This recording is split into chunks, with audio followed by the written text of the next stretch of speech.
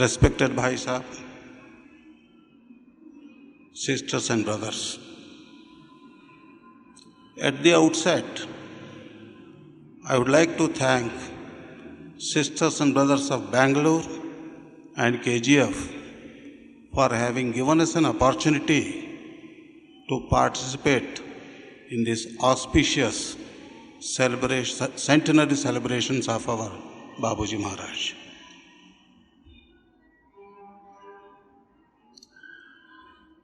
As instructed,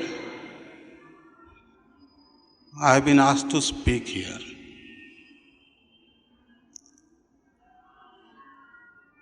Elder brothers have spoken. Just I will quote an incident at Dharwad function. Before the actual functions, centenary celebration functions, we had a meeting there under the chairmanship of Bhai Sahab regarding how to celebrate centenary function. We had several thoughts, several things we told, and whenever we take the name of celebrations, we think of so many things as we see in day-to-day life, making galata, music, songs and all those things. Certain proposals were put in front of him. Then he very categorically, sarcastically told something. Later on, he told me that this type of celebrations should be celebrated in silence. He very much stressed upon that. Further, he clarified, there should not be any sensual enjoyment in our celebrations. There should not be any sensual entertainment, sensual pleasures. Such things should not be there because they are all anti-spiritual things. Now, because I have been instructed, I have to speak some few words and let me share my thoughts with all of you. Let us know first our Babuji Maharaj, whom we are calling special personality. After going through his own literature and the essays written by Reverend Bhai Sahab, I have understood that a special personality is he who has merged his total individuality in the ultimate reality. Out of that emerging a personality is called special personality. Our Babuji Maharaj had full mastery over that ultimate reality and its power. And he started utilizing that transmission power, and that became his mission to uplift from human level to divine level. That was his mission, and for which he founded a mission by name Sri Ramchandra Mission in the name of his Sadguru Ramchandraji Maharaj of Fatehgarh. Regarding some of the reminiscence which I had whenever I went to Shahjahanpur, whereby in routine course of time and discussion, he tried to reveal himself, and every time he revealed as a special personality only.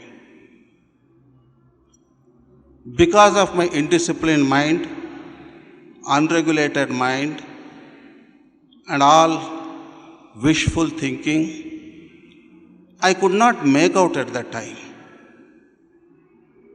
To quote an example, once myself and brother Jogarao of Hyderabad had been there, and he asked some question about atom. After a little pause of about half a minute or so, he asked me to get me a piece of paper and pencil, and he could draw the figure of that, shown the neutron, proton, electrons and all those things. And he further, after splitting up this atom, if the ratio, proportion or balance between proton and electrons are differentiated, then he further suggested the splitted atoms also could be split further. And after some time, he told me in details about the cancer disease,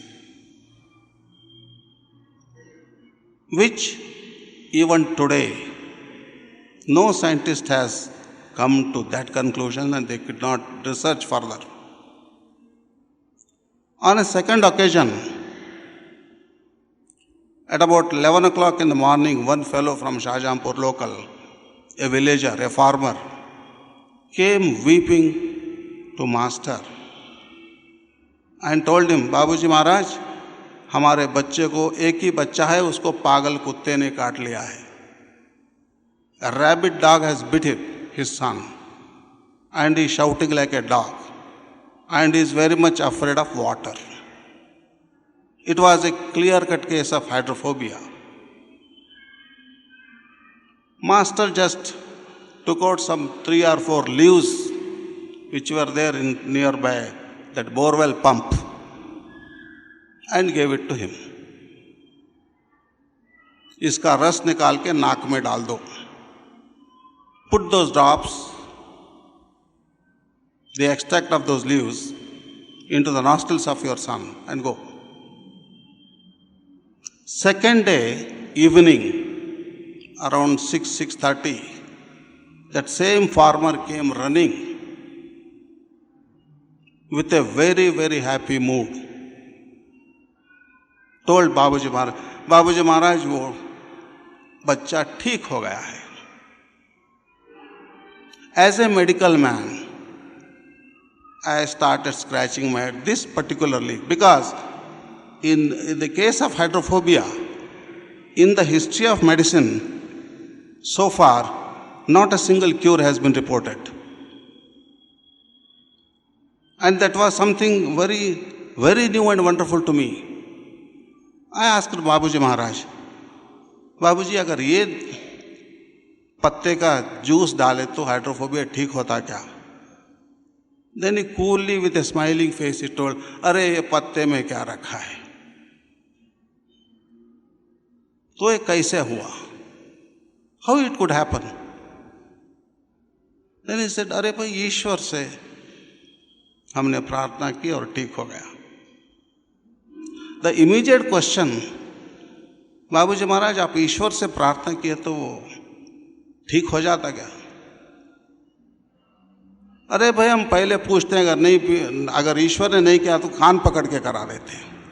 See the sentence and words that went to show, to suggest that he was a special personality. Another incident I quote in another visit. In the afternoon, he called me and told, अरे आज हम तुमको एक secret बताएंगे.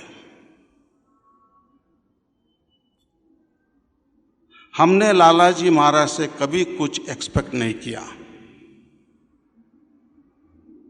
तो वो मजबूर हो गए और मजबूर होकर अपना सब कुछ हमें दे दिया. That was another reminiscence. So like that, there are several things, and I hope every one of you, whenever you visited Shahjahanpur, you might have had experience of such things. When insignificant being like me could have those experiences, naturally you people also should have such experiences. We have taken up sadhana voluntarily on our own accord, and we are trying to help him to help us to realize him and him alone. For the last several months, we have been participating in birth centenary celebrations of Babuji Maharaj. Started from Dharwad, Yadgir, Hospet, and Sholapur, and now here.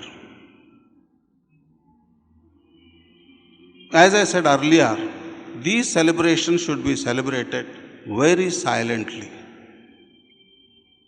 Then the question arises, how to celebrate silently? There is a statement of Master also in one of his literatures.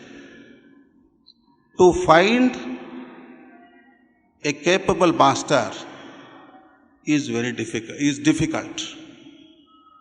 And to find a deserving disciple is still difficult. So when we have taken up this sadhana, when he has become our goal of life, what is that we are supposed to do? How to celebrate his function?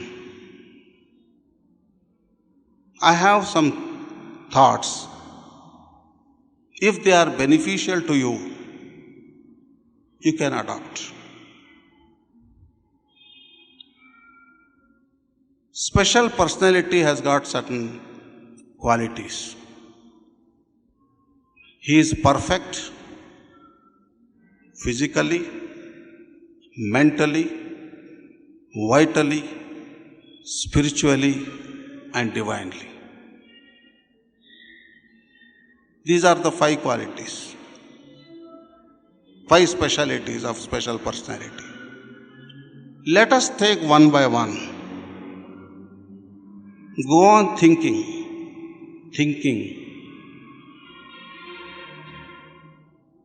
in his remembrance.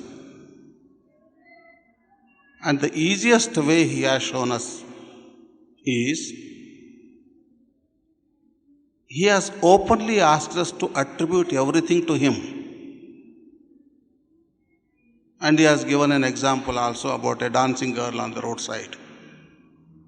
Think that he is doing, think that he is thinking, think that he is watching, everything attribute to him. Though it looks very simple, but it is the toughest job. Very tough job, sir. So, let us presume ourselves to be him and start thinking about the specialities of our master. As a result, we become silent, we become natural, and we go on becoming pure, and so on and so forth. So that is the sadhana. This is the routine, regular things, whereby His grace is there during such functions always. Let us be drowned in that grace. Let us apply our mind. And what happens? What is the further progress we had? Earlier we had function at Sholapur, earlier to then Hospet. What is the progress between those two after participating in these 2 celebrations? Have we gone nearer to him? Or has we transformed in any way? For that, certain points are there. Number 1, whether is there any further clarity in our goal of life? Has it been clarified?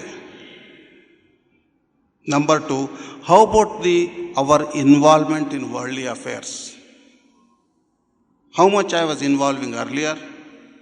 After attending this function, what is the proportion or reduction in my involvement? Number 3, how much I am disturbed by extraneous thoughts, disturbing thoughts. Has it been reduced, increased? Am I more worried about those thoughts?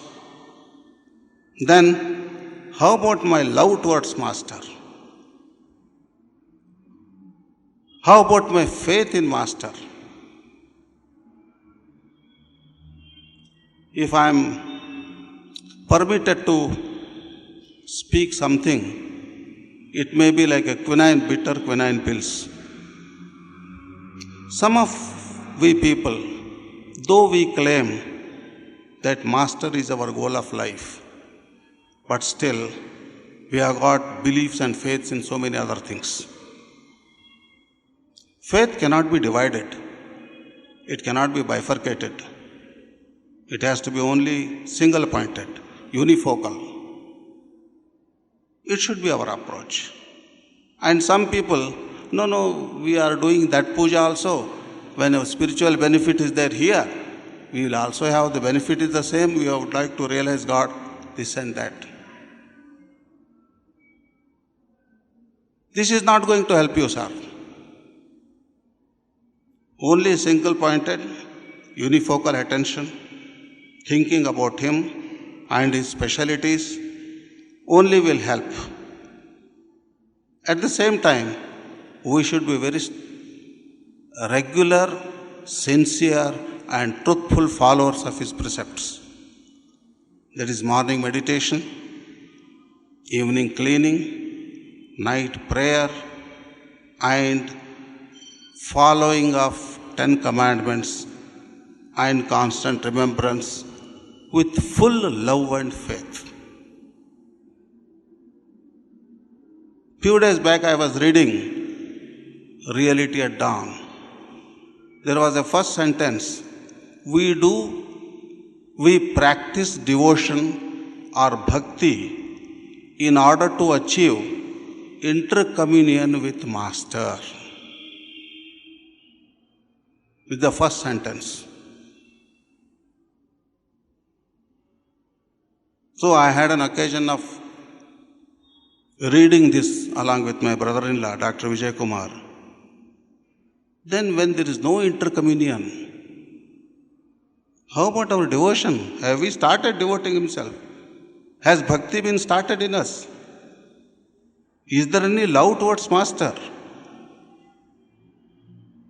Then immediately second thought came to me, I am a beginner, today is the new day for me. It's a new day. Every day is a new day. So keep always in mind, be serious about that. Of course, we are all serious. Let us be more serious. And we must cooperate to Master and let Him transmit to us and transform us.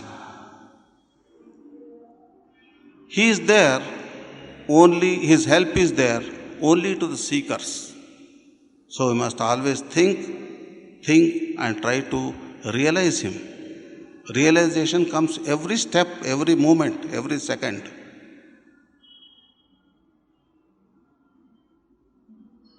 So, when we attend next function, let us evaluate ourselves. Let us analyze ourselves about our own condition. The preceptors need not tell us about our condition. Let us analyze. Let us evaluate, keeping in view of those 10 commandments and our own daily routine like short-temperedness, forbearance, prejudices, likes and dislikes, so on and so forth. We know our drawbacks. We know our hurdles. Where from we start? Wishful thinking, desires. So many things. Let us analyze and let us minimize those things from one function to another function.